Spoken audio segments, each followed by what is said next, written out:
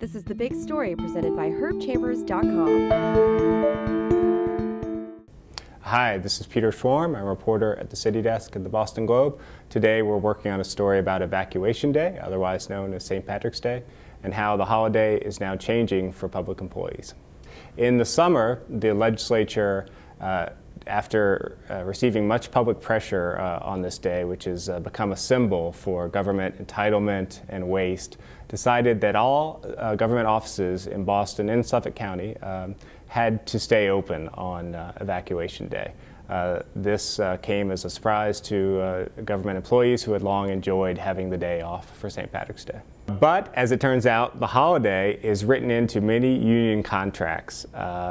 For example, in Boston, many employees who work today will simply get another holiday off sometime within the next couple of months. The same goes for many state employees.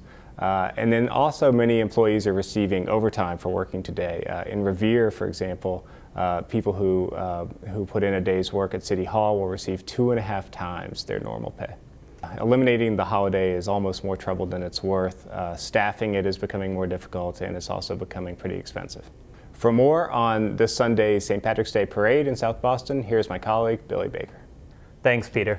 I'm Billy Baker. I'm a reporter for the Boston Globe, and I'm going to talk a little bit about what's going on this Sunday, which is the St. Patrick's Day parade in South Boston.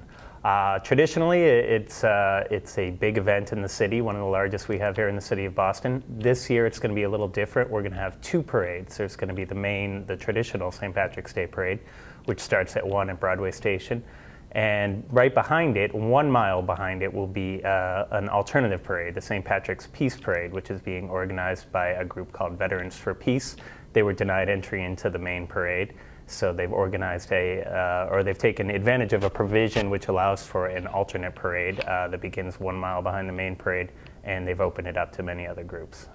So back in 1995, the organizers of the traditional St. Patrick's Day parade went to the Supreme Court, and they won a landmark decision which essentially allowed them to prevent any organizations from marching in their parade if they thought the message ran contrary to the one they were trying to present. What they essentially used it for is to keep a gay and lesbian Irish American group from marching in the parade.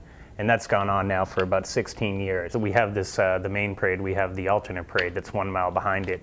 But the St. Patrick's Day parade follows a route that takes it down East Broadway to the beach, to the beginning of Pleasure Bay and Castle Island, makes a right-hand turn and comes back. Basically makes a U-turn and runs back the opposite direction, 1 block parallel. So you're going to have an instance where these two parades are really going to be running parallel to each other, 1 block apart for a good stretch of the day.